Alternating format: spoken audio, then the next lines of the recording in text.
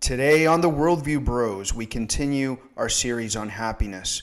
Is it possible to follow a roadmap to happiness? We're going to explore Dennis Prager's book, Happiness is a Serious Problem. He presents 6 categories that we can follow for happiness. We'll see if he's on to something. We also have Sal's top 5, hates and likes, all coming up on the Worldview Bros.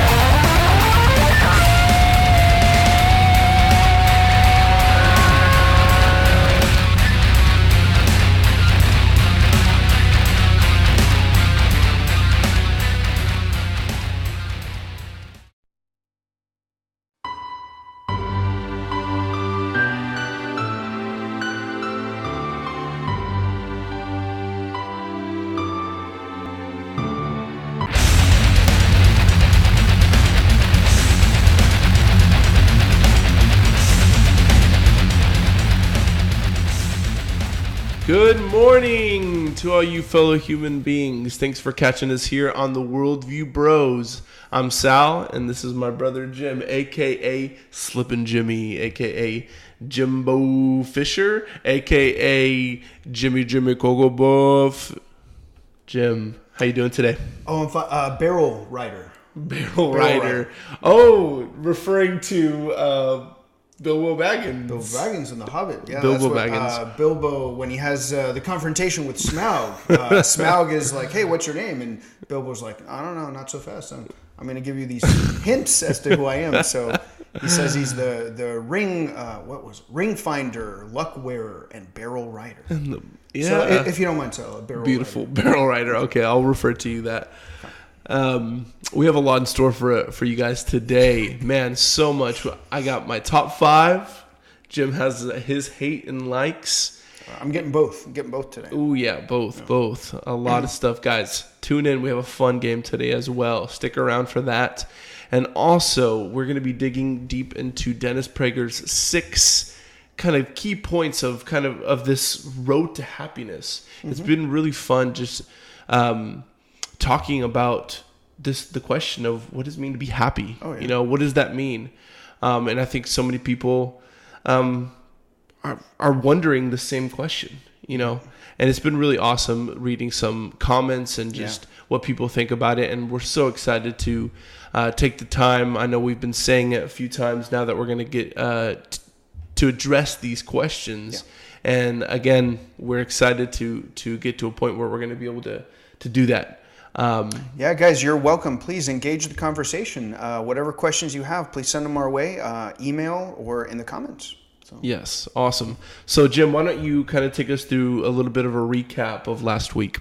Right. So, we know that we've been exploring, in particular, possible ways of life that could lead us to happiness. And we're using Aristotle as a little bit of a guide to kind of give us some categories that are helpful to think about. So, for instance, again, he presents, hey, maybe there's a life according to pleasure. Maybe there's a life according to virtue, and we explored that in particular last time. And we know that there's more to it. However, we're kind of taking a little bit of a more practical approach today, and we thought it'd be a good idea to take a look at Dennis Prager's book, a very famous book, Happiness is a Serious Problem. Kind of a serious name for his book. Yeah. I love Dennis Prager. He's just like a wise guy. Yeah. He's a funny guy too. He's hilarious. Yeah. Yeah. But now, the key insight I would say is say this, Sal. The key insight that he has is what he shares with many other important thinkers. That happiness is a kind of thing that if you try to go for it on its own, it can be elusive. Like, okay, so probably the worst way to try to be happy is just, I need to be happy. I need to be happy. Like, don't focus on the happiness. Focus on the other things. Right. So we talked about that a little bit. Dennis Prager, I think he kind of says the same thing. He says, follow these 6 things that are not happiness. And what do you get as a result, kind of by accident, if you will? Happiness, right, is what he's saying. So exactly. Hence why we get into that, like describing it like a roadmap, getting to happiness. Right, and I don't know, maybe we agree with this, maybe not. Why don't we take a look at these ideas? Definitely, let's get into it. All right, so let's look at the first one. So Dennis Prager says one thing that you should look for or seek, not happiness on its own, but seek this. Seek passionate and meaningful pursuits. And what he essentially means by this is things that you will pursue in life, pursue things in life that are meaningful. And he can be talking about your career if you're blessed enough or lucky enough to have a career that is very meaningful. Not just that, though, but just your hobbies or things that you do with your spare time. Yeah. Your friendships, okay?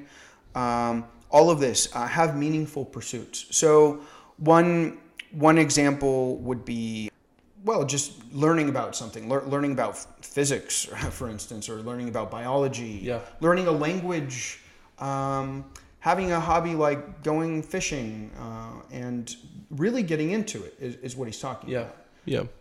An example that he would say does not qualify would be like, oh, well, maybe my meaningful pursuit is watching TV all day long.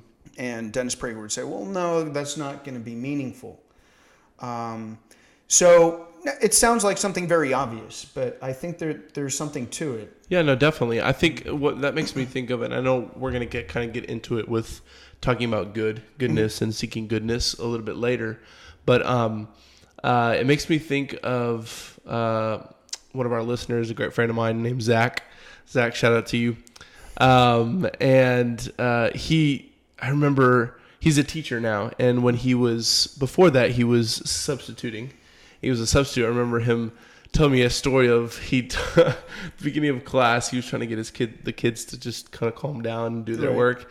He said, if you guys calm down, do your work or whatever, but at the end of class, I'll tell you who you're going to be in 10 years or what your life's going to look like in 10 years. And they all loved it, right? Oh, yeah. I think they're 8th graders that he was working with or substituting for. And he hit him hard too. It was great. I was like, wow, that was really bold. And basically he was telling them that, the people that you hang out with, the things you listen to, and what you expose yourself to is exactly who you're going to be. And I remember him telling me this, and at first I was like, this is a funny story, but then I'm like, well, it's kind of intense. That's good. Yeah. Okay. But that's great. I think people need to hear that, It's like, it makes you reflect, well, what am I pursuing? What are those meaningful things? Am I pursuing things that are going to make me better? Right. Whether that be, spending a lot of time on TV, watching TV, or what, specifically what you're watching, what you're listening to. Am I surrounding myself around people that are going to make me better, lift me up, Yeah. So that's what I think of when I think of that, having that meaningful pursuit. Yeah, I mean the way I also just like to approach it is just enjoy the beautiful things in life. Just go and enjoy life. Exactly. I do want to mention he talks about the study that he was looking at, that they were comparing spending, like, even if you spend a lot of time on a pursuit that seems like it might be boring, but it's a meaningful thing because it belongs to life, I guess. The study was, we're going to have this guy spend 6 hours a day just studying up on insects, just learning about insects, versus another guy who was spending 6 hours a day just doing boring stuff like watching TV. Okay. And they found that the guy that was like just spending time on insects, which at first he thought it was going to be like a torture, that he ended up being happier. he actually gained in happiness. I don't know, this study that they were looking at. He gained in happiness through that pursuit, whereas the guy who just spent the time watching TV did not. He became more unhappy. Yeah. Now, can I be a little bit of a what's the word? Devil's advocate? Okay. I was like, what's the phrase again? Devil's advocate. Satan's lawyer. But like, what if I were to say that I spent the time watching something that was uplifting? Maybe watching, I don't know, some kind of documentary on bettering myself in some way, or just something that was good. Yeah. I'm sorry, I'm just kind of throwing a wrench in it a little that's bit. Good. No, that's fine. But I think that's important to wonder. Like, to me, the thing about the insects, like, that makes perfect sense to me. Yeah. Because what's happening there is you're just you're getting knowledge about the universe. You're getting knowledge about how the world works, you know? Being itself is beautiful, right? Our universe itself is beautiful. Knowledge is a beautiful thing. I say this to my students all the time. I mean, no matter what kind of knowledge you go into, or, you know, I'll have a lot of students who are not necessarily going to study physics later on in their life. They're not going to be an engineer or something like that. It's still completely worth it to learn about physics because you're learning about how the world works. Yeah. You know? Now, you mentioned, okay, well, maybe some uplifting thing or something like that. Well, if there's wisdom in there, I mean, if there's something that, like, actually real information, not just like, you know, cliched stuff. So I guess that would be more of a flaw of the example. You know, it can vary, as you know, but I think in this case it's more of a, you know, the study was probably on the 6 hours on an insect and 6 hours of just watching monotonous TV, just like kind of whatever, you know. That's right. Binging on some random show. Yeah. I mean, but, you know, for this point, I think we're both in agreement. I mean, go and enjoy the good things in life. So make sure that it's now he's getting away with this word, right? Meaningful. Oh, okay. Well, what do you mean by that? I think he'll explain a little bit more looking at some of the other points. Yeah.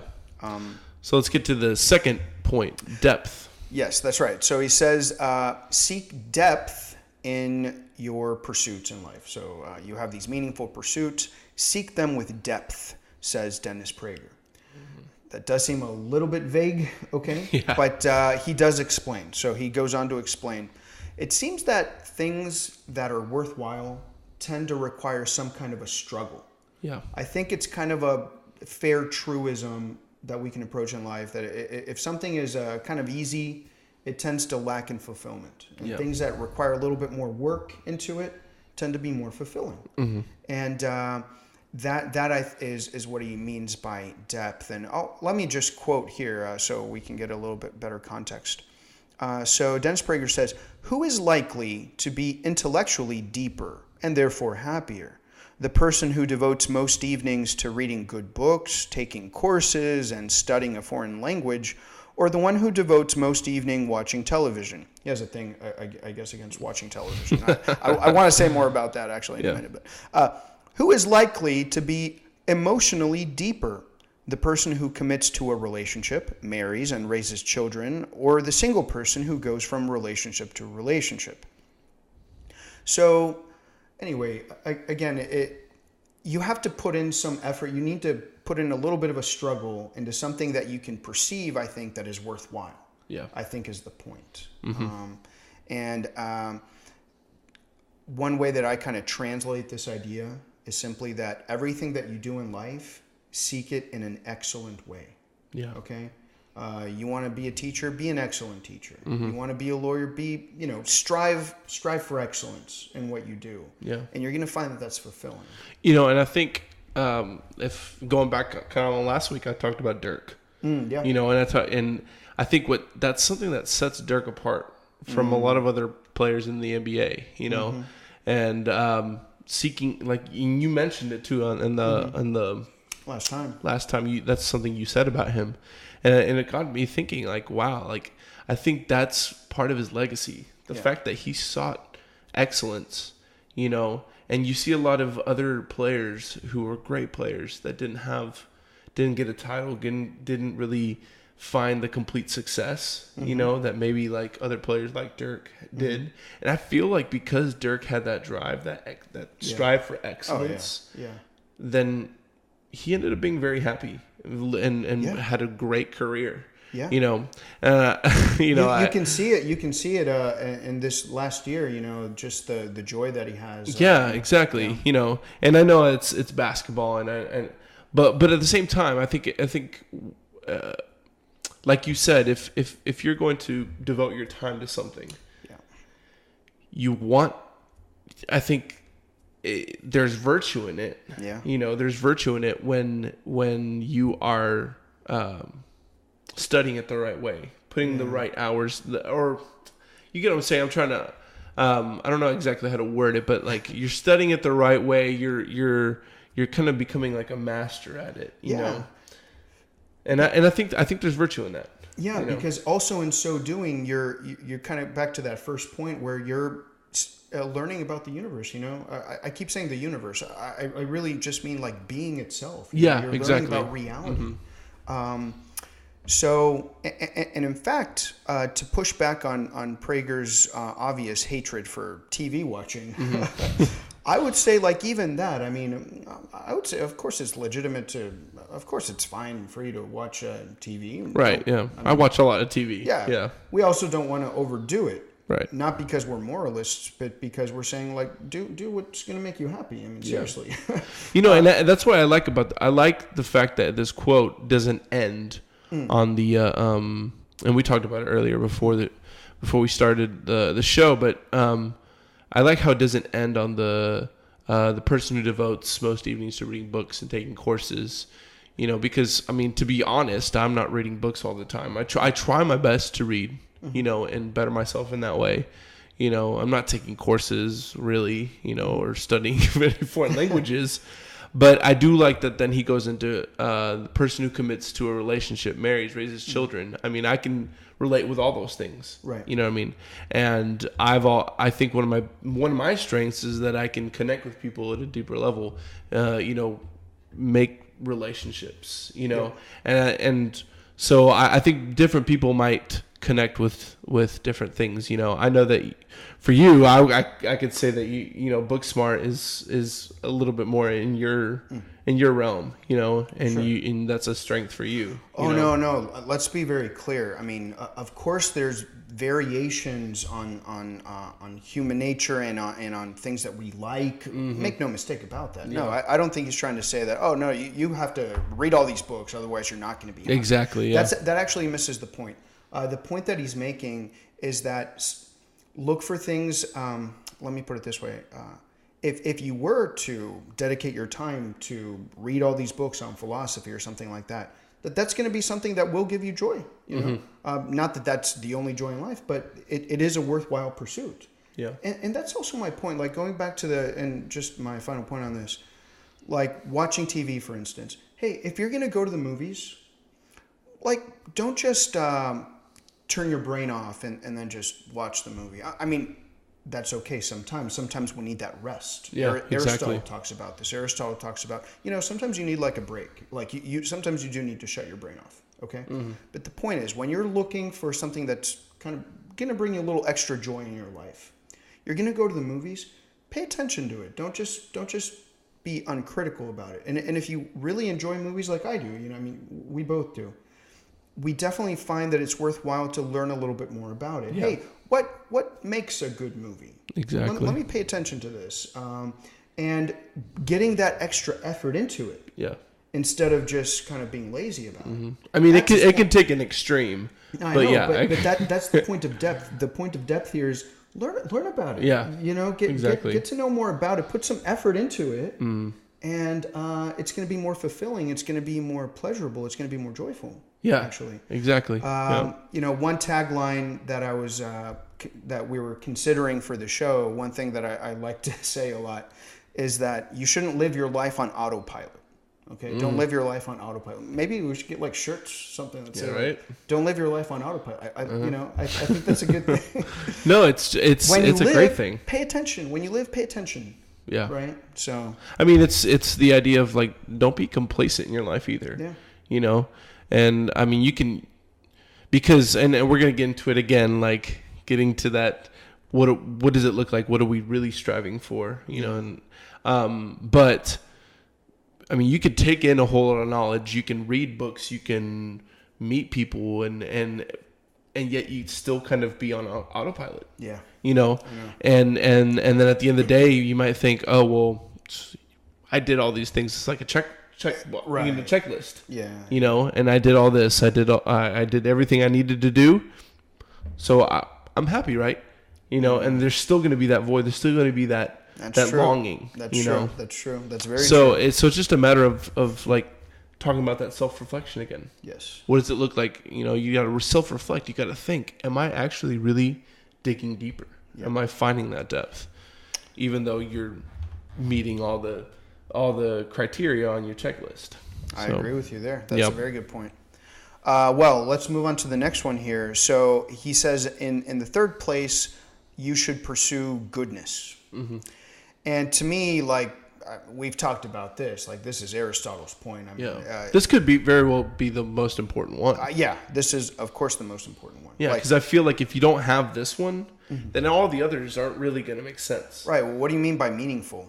Pursue meaningful things? Yeah. Right. You're going to pursue things that have an intrinsic goodness is the point. You're looking for that goodness. Yeah, and what's in the depth? What are you reaching for? Or you know, is it good that you're digging deep into this? You know, maybe I still not. think it's a useful thing that he's doing, but no, definitely. So just a little bit of what Prager says here.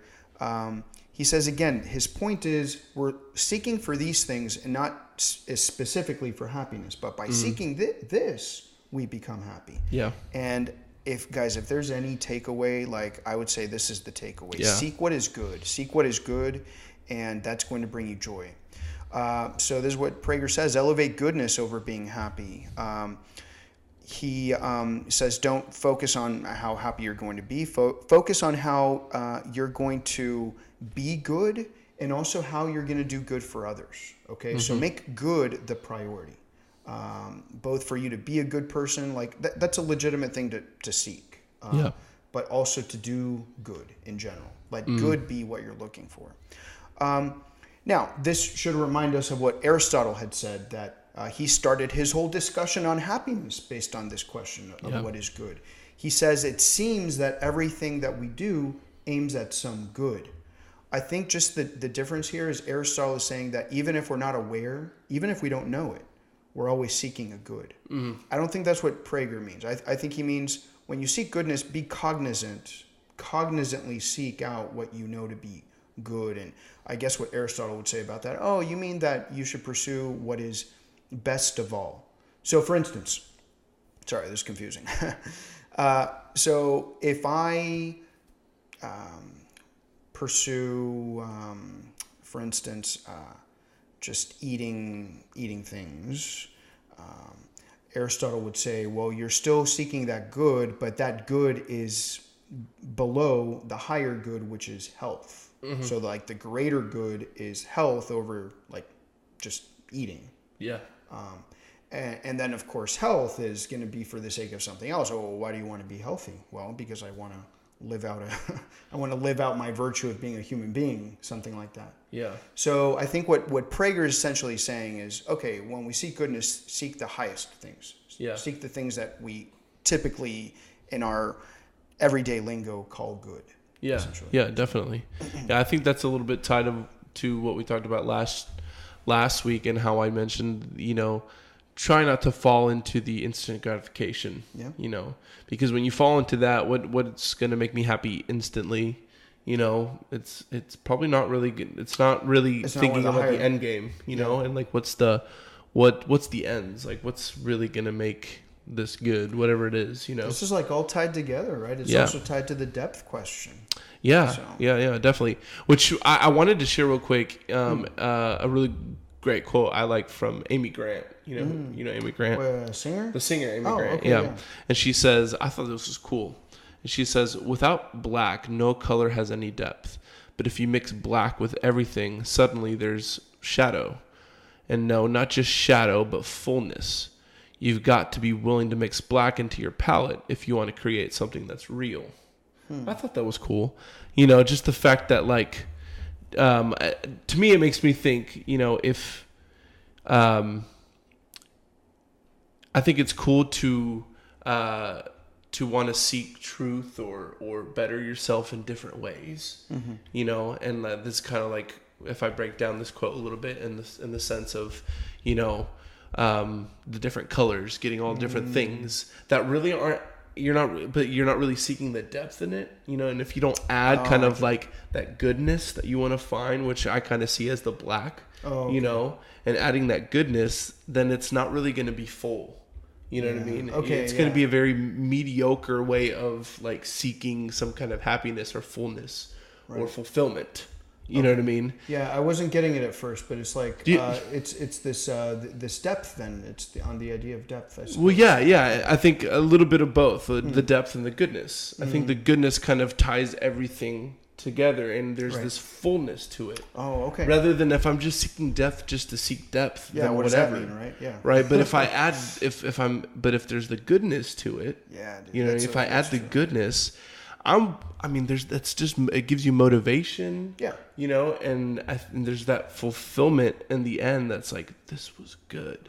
Right. You know what I mean? You can put a lot of effort, therefore a lot of depth into like bullying little kids or something like that. Yeah. Yeah.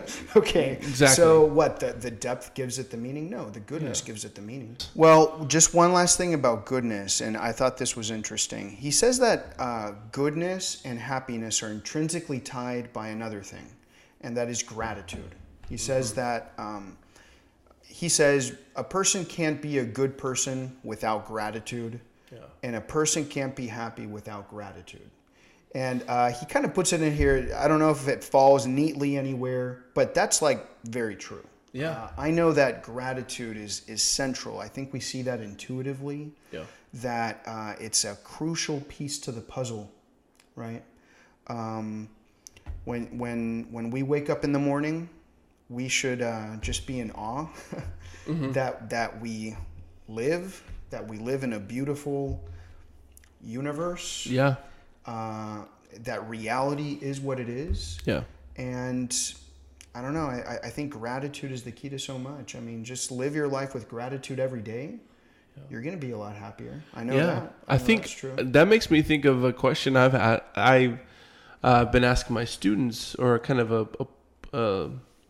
it was funny because it was this week. I asked, I asked them, or the question for our community circle was, if the world ended tomorrow or in 2 days or whatever, what would you want to do before? A lot of them are like, oh, I'd want to buy an Xbox and do this, or just saying, and that's fine. I mean, it's, they just, it was a lot of things, like they didn't really think a whole lot about it, but that was the whole point. It was okay. Yeah, it was just what comes out. And then I talked a little bit about, I think living your life living each day like it's like your last is actually a good way to live, because it makes you think, well, like, who am I thankful for? Yeah. It makes me want to go home and hug my wife a little tighter. That's what I was going to say. Like, you think like, oh man, I have to go to all my family and like all my loved ones. Yeah, exactly. No. And or what can I do more for you? Yeah. The world's gonna end tomorrow. Like, you need to know that I love you. You know what I mean, and that I would do this for you, and I'd help you with that. Yeah. And I think that's a little bit of that. Having gratitude just betters your life.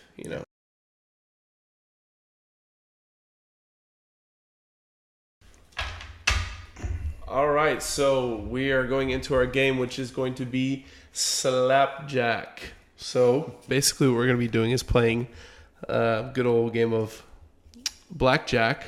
But here's the thing. We're going to be playing 3 rounds. 3 rounds of blackjack. And it's going to be best 2 out of 3. And the loser of each round is going to get slapped in the face. Dang. Pretty that simple. Okay. Pretty much that simple. If you watch the Tonight Show and Jimmy Fallon, we like to do some of their games. Yeah. It's one of the games he does.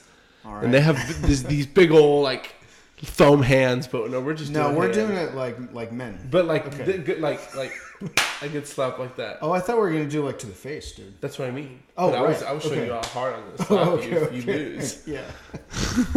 All right. So and you guys will be able to see what we have going on here. So Okay, you ready? yeah. So I'll be dealer here first. You got that? Yeah. Oh, there you go. Okay, so 1 up and 1 down.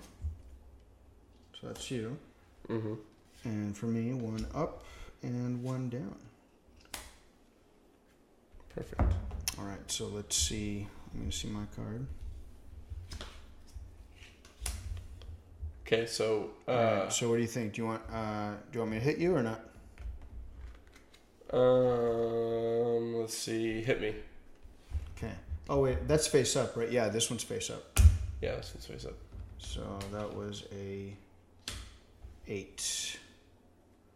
Okay. Right, so as for me, hold on. I need no. I keep going. oh, I keep going whether No, you want to but, hit me or I stay. well, no, I get a chance now if I want to be hit or not. Oh, so we'll go back and forth as far as okay, yeah. okay, So as for me, I would like to be hit. okay. Now it's to you.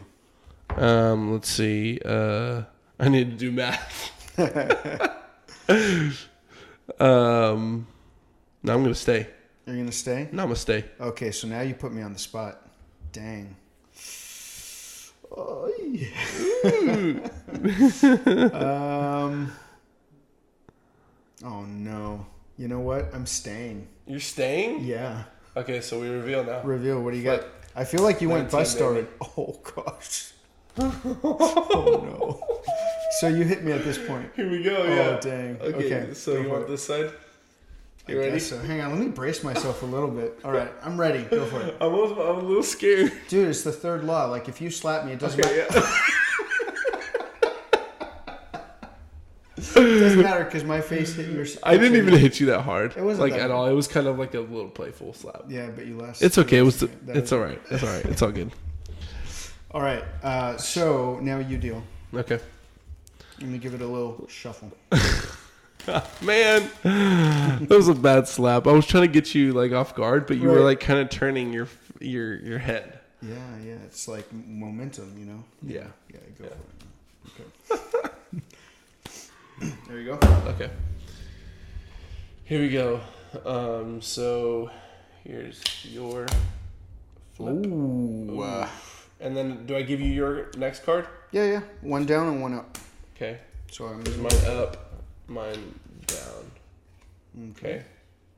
Okay. So So let's it's do to that. me. It's to me. It's to you. Yeah. And dang. I'm gonna stay. You're gonna stay? I'm gonna stay. Oh man. Okay, I'm gonna hit me. Oh. Ooh. I'm gonna stay. Stay. All right. So So we that's flip? it. Yeah. You went over. Come Good on. old 19 again, baby. What the? Come on. How are you so lucky? You were supposed to go It bust. was almost the same hand, wasn't it? I can't remember what the last. I think that might have been the same hand. No, I had 14 last time. No, I mean me. Yeah. Well, I think was it the same number? I can't remember. I guess it was because you had an 8 and a 7. Okay. Oh man, the second time is always the best. You ready? Yeah. Go for it. Okay.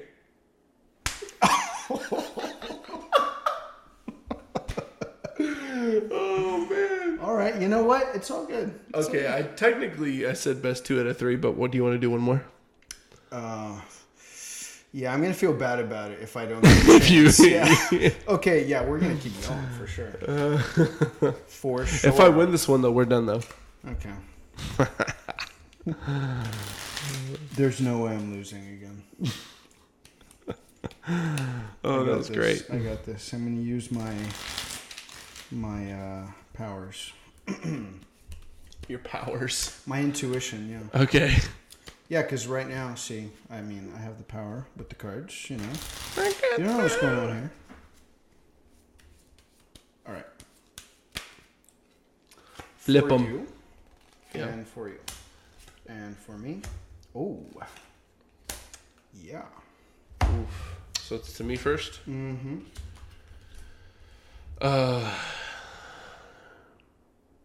Hit me. Oof. Oh. I'm going to stay. Well, yeah, I'm going to stay. You don't have a 2? You don't have a 2 there. Dude, don't tell me you have a 2. No. Dude, that would have been beautiful. Oh, man. No. Oh, man. Don't hit me too hard. Man. Okay. Oh. Oh. Jeez. Oh, that was good. Ah, that felt good. Okay. That was great.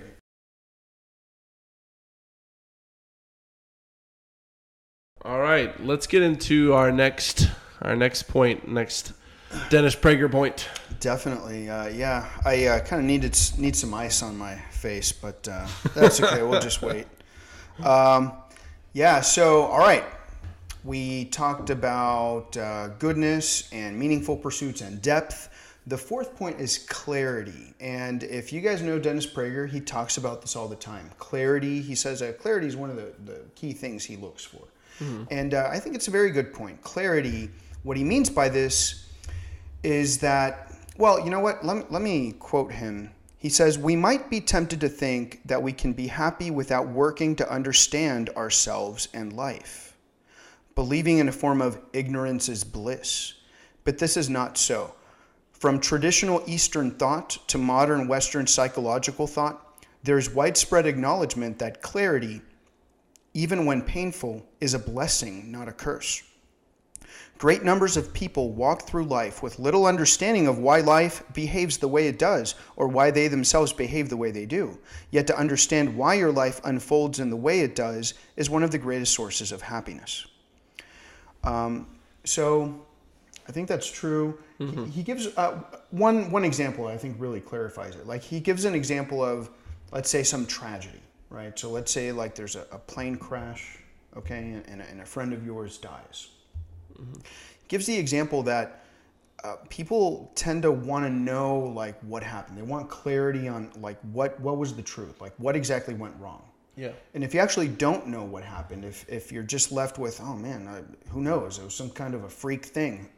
Having that uncertainty actually just makes you more unhappy. It is always a good thing to know more. And I would say, of course, that's true. You know, knowing the truth about things tends to give you a little more peace of mind. It gives you more wisdom. It gives you more understanding. Yeah. And it tends to make you happier. Yeah, definitely. And really, his last 3 points kind of all meld together because the next one is wisdom. And I think we can like compare these side by side. He says wisdom is important. Seek wisdom, okay? Seek clarity, right. Seek the truth about things. The more understanding we have about how the world works, and I don't just mean in a physical sense, okay? But how does the world work? What is the nature of human beings? This goes back to that, right? Understanding our nature is important. It's going to clarify things for us, and it will make us happier. Yeah. So that's his point too about wisdom. He says wisdom isn't just like knowledge, right? Wisdom doesn't just mean, oh, well, Einstein was very wise. Maybe he was wise, but he wasn't wise because he was Einstein, the knowledgeable physicist, the genius physicist. No. This is a different thing. And it goes back to how it is that we can perceive reality. Reality isn't simply matter in motion, okay? We understand that there are also metaphysical realities that we perceive in a different way than in a scientific method, you know? Mm-hmm. So I think wisdom is, what shall we say, overlooked very definitely. Often in our society. Yeah, and you know, you hear a lot of times too that wisdom doesn't necessarily mean old age either. You know, I think wisdom has to do with, again, how are you pursuing life. What are those meaningful things? Yeah. What have you? I mean, I think there's wisdom in experience as well. Oh, I you know think what I it's, mean? I think it's mostly an experience. I think for good reason. We go to our grandpa. We go to older people. But I do think you can be old. You can be an older person and not necessarily be wise. I totally get that. Yeah. But I think it's a combination of experience and what you've lived through, but then also the way you've received that experience, the way you've grown. Yes. Whether it's going to be true wisdom or effective, or in a position to be able to tell others, well, what does it look like to seek truth? What does it look like to find happiness? To tie it back with Aristotle, this is precisely the action of choosing the mean when it comes to virtue. Yeah. Mm-hmm. It's called phronesis in Greek, and it means practical judgment, and that's like what we would translate as wisdom. Yeah. So to him, it's an operation of the soul. It's something that we do, right? What is it that makes us human? Part of it is having that perception of the ought, right? These moral realities. Yeah. Being able to perceive the mean in a situation. Mm-hmm. And to your point, sure, it's not by definition somebody with great age. No. But it does tend to require experience because it's that upbringing. Like, upbringing is important with this. I mean, I don't think it's possible like to just here's the plan. Just follow this plan, and you're going to have a perfect life. Yeah. No, I mean it is tied to upbringing. It is tied to habituation. I'm not saying that like you're doomed if you don't have an upbringing or something like that. Mm-hmm. But it's a question of us being aware. Like we need to pay attention to our society. Does our society value wisdom? Yeah. Are we paying attention to it in our family? Are we bringing up our kids the right way? That of course is important. Yeah. So, and now the last one, and again, these last three I think are all tied together, and it's the pursuit of the transcendent. Okay. And this, of course, is where we see the importance of religion, okay? And, for us, certainly, you guys know, we've said this before, I mean, we have this Christian worldview, this Christian perspective. And make no mistake, I mean, for me, for Sal, you're on board with this statement, let me know, that the happiest life is one in God's hands. Like, if we pursue, we keep saying, pursue the good, pursue the beautiful, right? By that, I do literally mean that we pursue God, that He is going to give us that rest, that ultimate fulfillment, okay? Now, obviously, we'll probably have a lot of people in our audience who who are atheists, okay? That may well be. And we're not, let me put my cards on the table. So am I saying that legitimately the best, happiest way of life has to be with God? Yes, of course I'm saying that. I mean, I am a Christian. If I didn't believe that, I wouldn't be what, Sal? I wouldn't be a Christian. Yeah, exactly. As a matter of fact, I don't know if imagine that you're an atheist for a minute. Mm-hmm. Like, would you respect me if I say that I'm a Christian, but I happen to believe that I don't think that's actually the happiest way of life, or I think that everybody can, other people can have an equally happy life. Devoid from God. No, because I mean, you believe. I mean, because then it just kind of shows flaw in like what you. I mean, it would be clear to me that it's kind of shallow, your beliefs, if you think that anyone else. Like, that's right. I mean, I think it's as far as like an outsider or someone else's perspective from Christianity. Mm-hmm. It's like I think there's. Again, there's that respect of like, okay, that's what you believe and that's what you think is right. That's what the truth is. Right. And vice versa, if I was an atheist and I better believe on what the atheists believe and that's what the truth is. Right. Yeah. And so then what is a discussion that we as believers could have with somebody who's not a believer? I would say, This is something that I always struggle with. Like I love people like like Aristotle and some of these other guys who are not Christian. Okay. Mm-hmm. But Yeah. so what? Do I think that they're going to have like a meaningless life? Not at all. I mean, I would say, putting myself in your shoes, I would just tell you, right. So seek out the good things in nature. Seek out the good things in life. Try to figure out what is a human virtue and live according to that. Okay. Mm-hmm. But I do believe that there's, that there's a transcendent, that there's a highest kind of happiness that you can only get with God. Now, Dennis Prager's point is that whether you're atheist or not, you definitely have a yearning for transcendent things, right? Yeah. So everybody has this desire that life isn't simply just an accident, and that it's here and then gone tomorrow and then that's it. Like everybody has this yearning for transcendence. For some people, if they don't believe in God, it may simply be, okay, well, the preservation of the human race. Yeah. Or the preservation of the planet or something like that. Mm-hmm. Right? Do you think that's something that everybody shares? I mean, I think so. I think striving to that word, the preservation. I think that's everyone kind of has that I guess goal or a common cause. Yeah. That's something that I remember in college talking a lot about. I was part of a ministry. And having that common cause, that common goal, what connects us, and I think that's something that you kind of find an identity in a sense, and it gives it's a motivation. It's what then you live by, Yes. No, right.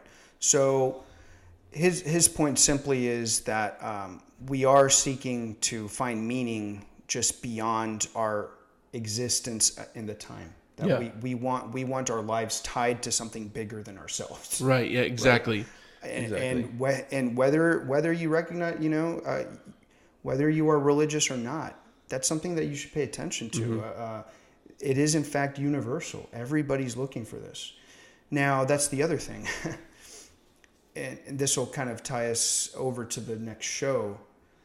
When you have that desire, is it possible that it's a desire that is just doomed to be unfulfilled? Right? That's one of the key questions. Yeah. I mean, think of... That's one of the scary kind of thoughts of Think of any desire that you have. Like, do you have a desire for food sometimes? Do you get hungry? Is there a remedy for that? Well, right. Yeah, there is. There's food. Exactly. You get tired. You have a desire for sleeping. Is there a remedy for it? Yeah. Yeah. What desire do you have that does not have a natural remedy? Now, a natural desire, mind you, a true desire, not just something made up, like, I don't know, what? Well, a desire to do harm, for instance, is not a legitimate desire. It's not a true desire. You might be completely mistaken on that. Okay. You have a desire to kill X and Y person or something like that. Yeah. You don't really. I mean, that's well, that's another discussion. But true natural desires, every single one that we've ever experienced, has a fulfillment. Yeah. So what about this desire that our lives be eternal? What about this desire that we have an ultimate happiness that goes beyond everything else that we seek? Because everything we seek seems to leave us wanting something more. All right, so my top 5 today are going to be the top 5 sitcoms. Now, I realize this. This is a what's the way? I can't talk today. I don't know words. A disclaimer. Code? This is a disclaimer here. So I realize that I have not seen Seinfeld all the way through. I've watched episodes of Seinfeld. It's funny, but I've not seen it all the way through. There's a couple things that I took into account here. Okay. I did not add anything that I have not seen, obviously. Sure. And then I also did not add anything that I'm currently watching that is still going on. So, for instance, some shows that I really like, The Big Bang Theory. I like The Big Bang Theory, but it's still going on. So I didn't add that. Brooklyn Nine-Nine, I like that show a lot too. It's a sitcom, but it's still going on too. Okay. So I added, so it's purely things I've seen that are over now. Right. You know, that are it's a complete thing. That's fair. Okay, so I'll talk about a couple honorable mentions and why they didn't make the top 5 at the end. All right. So what's your 5? So my number 5 is New Girl. Okay, so do you know anything about New Girl? I do not. So New Girl, it's on. If you're ever curious to watch it, it's on Netflix. Mm-hmm. So New Girl, the whole concept in the beginning is that this girl, she was in a relationship. Her and her boyfriend end up breaking up, and she's looking for a place to stay. And she finds that these 3 guys have a room for rent, and so she rents from them, and they end up becoming all really good friends, and it's just kind of all. Is that kind of like? Wasn't that sitcom called like Friends or something like that? Okay, nice. Yeah, so it's definitely like Friends. I'll talk about Friends later. So, but I think Friends was a big. I mean, it like was huge in the fact that it like shaped the way sitcoms were made after it, and obviously ideas. But it was really good. It's really funny. Okay. I think part of what makes sitcoms really good is like falling in love with characters, and there's certain characters in this show that I really like. Okay. I love Nick. You know, the character Nick in New Girl is hilarious.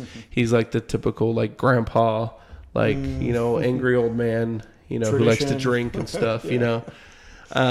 It's hilarious. Okay. And then Schmidt too. But okay, let's move on. So number 4 for me was Friends. I don't know if you like Friends. I never drank the Friends Kool-Aid. I think it's hilarious. I mean, it's number 4 because I mean, of course the ones after it are just way better.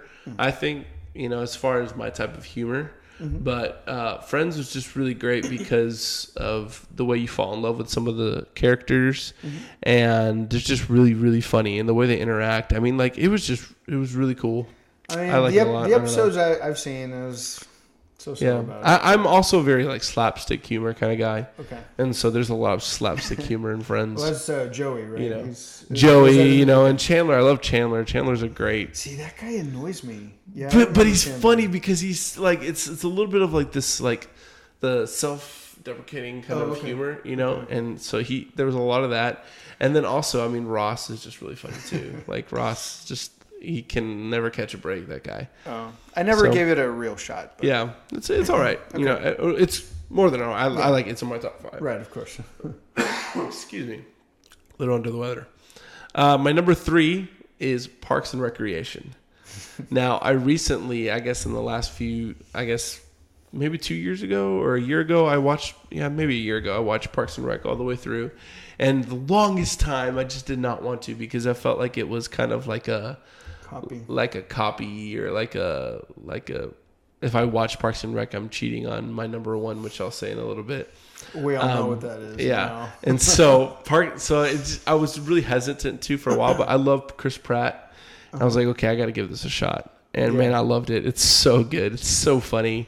And just like Ron is the best. Have you watched Parks and Rec? Dude, again, I can't really interact much with gosh. those. I mean, Dora has seen it and she loves it, and we talked a little bit about it. Okay.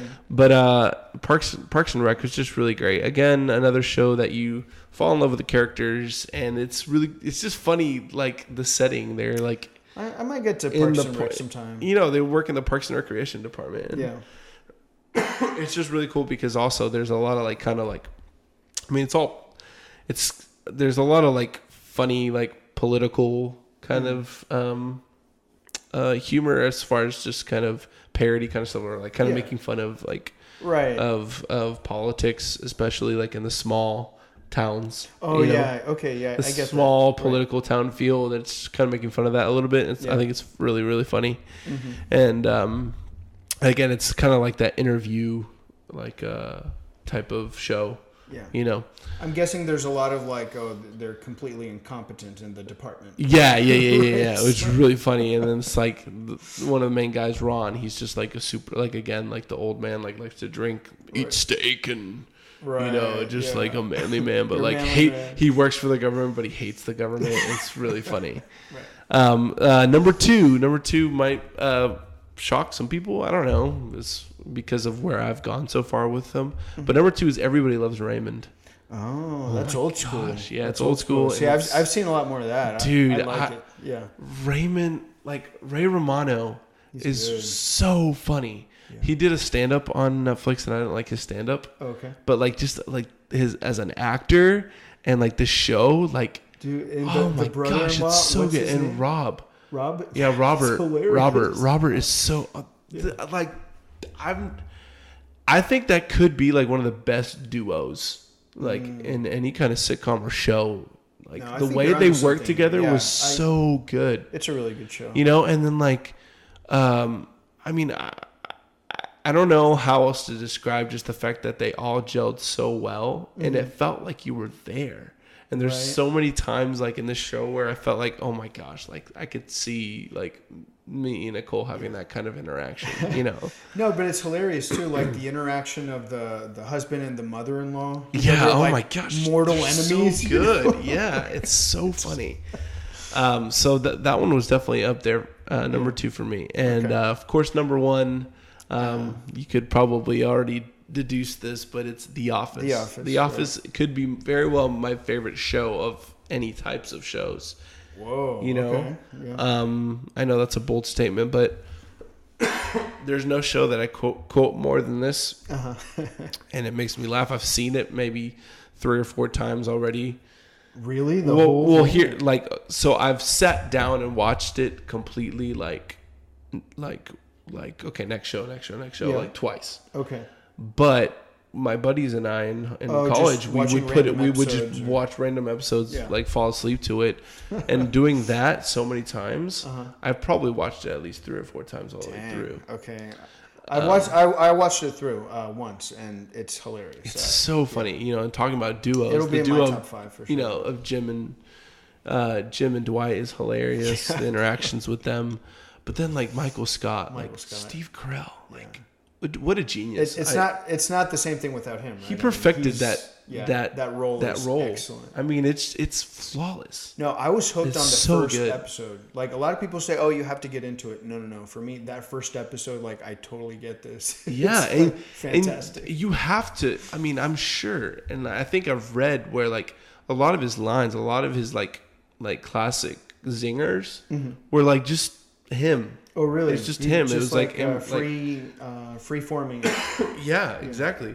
Wow. Which is, I mean, just shows you how hilarious he is. He's hilarious. You know, so that's my top 5 sitcoms. That's very good. I mean, for me, like Seinfeld is number 1, so I would have that there. Yeah, I love Seinfeld. And an honorable mention, I think maybe I would put 6, and it didn't make the top 5, is How I Met Your Mother. It's a very, also like kind of very like Friends-like. And there's a lot of characters I really like in that show. It's just the way that it ended was just awful. I just hated the ending. It just wasn't very good.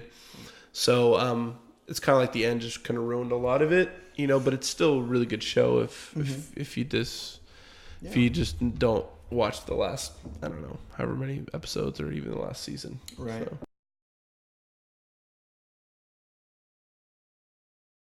Great. Well, let's move on to our hate and like. Jim, come on. Bring it to us. All right. So, yeah, I asked Sal, hey, Sal, can I just get both of these because they're kind of connected?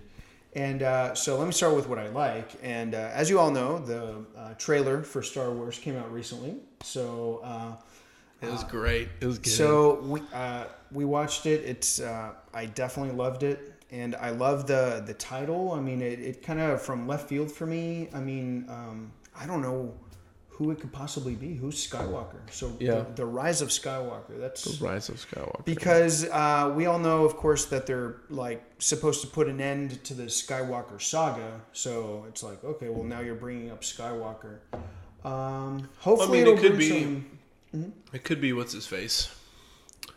Oh my gosh, Kylo Ren. It could be Kylo Ren. Yeah, I mean he's a Skywalker because he's a Skywalker, and it's kind of like we don't know what's gonna happen with Kylo Ren. You know, is he going to continue to be this dark, you know, bad guy, or is he going to? It seems maybe a little too obvious, like too on the nose, you know. Mm-hmm. So maybe not. I have no idea. We'll see. I definitely don't think it's Rey. I don't think it's Rey. I don't think so either. Because that would have been, I think that would have been more of a thing in episode. Yeah, and that's the one thing I was kind of was a letdown for me. Yeah. Like kind of a little bit more on the background of Ren and like what where she comes from a little bit more. It wasn't super duper clear. Well, like she goes into that like whole thing, and that or whatever, and she has that mirror thing. Yeah, that's true. And Kylo Ren says to her that like your parents are nobodies essentially. Mm-hmm. And I mean, I think we have to take that at face value. I mean, I think that's probably the case. Yeah. Because I remember like being like super excited about like, oh, what if she's like Anakin? Yeah. Like she's born from the Force kind of thing. That totally would have been disclosed in Episode 8, not in Episode 9. Yeah. So again, it's already Episode 9, and we don't really know who Skywalker is. Mm-hmm. That's weird. I mean, obviously it could be like Luke again reincarnated or something. Yeah, and I think it's gonna be cool that J.J. Abrams is doing this. Yeah, no, he should have done all three. He really should have just done all three. So no question, I'm intrigued. I think the trailer was great, but here's my hate, and my hate is actually along the same lines. It's about the same thing. I already know what it is. So Sal, I didn't know that this was a thing, and I mean, I guess it shows how out of the loop I am on things, right? What's this deal about reaction videos? You sound so old. I know, dude. You sound so old. But come on, dude. Like, this is nuts. Yeah. Reaction videos, sometimes it can be funny. Dude, this is something the reaction is too. We are never going to do. Or else I'm going to have to do my own show on my own. No, come on. We are not doing reaction videos. No, imagine our reaction video to what you're referencing right now that you're thinking of. A reaction video to the reaction video? Yes. No. Oh my There's just no way that, no. There's a platform for that reaction video to the reaction video. Yeah, but dude, the concept itself to me is very problematic. This is like kind of narcissistic to me. I mean, it's already slightly narcissistic enough that we're having a show. Like, I don't know. I don't want to take it too far. But seriously, like, hey, I'm going to show this thing and I'm going to put my face on there and I want you guys to look at my reaction. There's something wrong about it. I'm sorry. I don't like it. Okay. Okay. And as a matter of fact, and there's this one particular one, and you guys have probably seen this because it's like it's made the rounds at this point. And I don't even like want to mention the dude's name or anything. Like, it's really not in the spirit of like being like, I don't want to like bully him or anything. You know what I'm saying? Yeah. But like, dude, seriously, I saw this and I kid you not, I don't know if I'm going too far with this, but I was like, this is like the end of civilization, dude. Like, what is this? I like Star Wars, dude. I love Star Wars. Yeah. But when I say that, do I really mean, I love it, like it's the core of all being? Yeah, no, I could say the same about like the Mavericks. I mean, I love the Mavericks. It's just a fun I know everything thing, about the Mavericks, dude. But I'm not like. I think I don't take it to the level that this guy kind of takes Star Wars to. If you do a reaction video and it's evident that like the core of all your being is on a movie franchise, I mean, I'm just saying, and I'm just gonna leave it at that. I don't want to again. I'm already making too big of a deal out of it, right? It's just a stupid based thing, on what we've said, you can even look up what we're talking about. Yeah. But anyway, just overall, dude, I couldn't like. I just can't. Okay. No, the thing I hate, Sal, I hate reaction videos. This is a stupid concept. It should stop immediately. And we would all be happier if we just got rid of this stupid idea. Okay? So that's all I'm going to say. I hate that.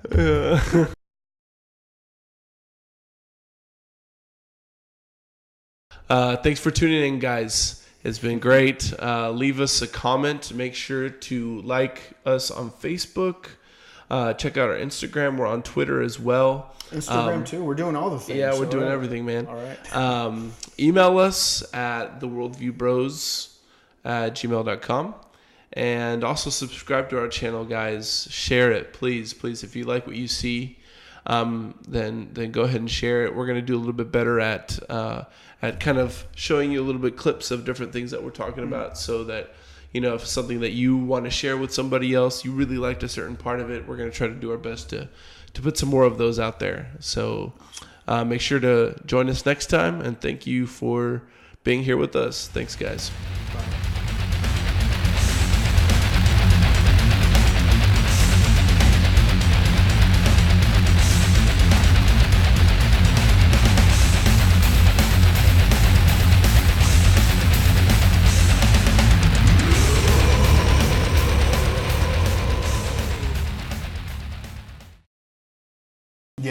last week. Awesome. You know? Yeah. So do we let it keep rolling, or do we that's fine. erase Start. and then go? No, it's fine. Start from here. Here we so do a big boom. Like that a few times. It's easier for me to see. Okay. All right, here we go. Yeah. Good morning to my fellow human beings, all you watching the Worldview Bros. Thanks for tuning in. Again, sorry. Oh my gosh, I'm so sorry. Dude, don't worry about it. Dude, we can take over. I don't care. Okay, here we go. Wait, hang on. Yeah. Good morning to all my fellow human beings. Thanks for catching us here on the Worldview Bros. Where... Oh, man. Where what?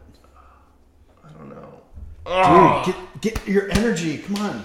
Oh, I don't... Oh, okay. You're frankly, you're like low energy. You're feeling like really like low energy. I got this. Here we go. Ready? Okay. All right. All right, here we go. Mm-hmm. Good morning to all my fellow human beings. Thanks for catching us here on the Worldview Bros.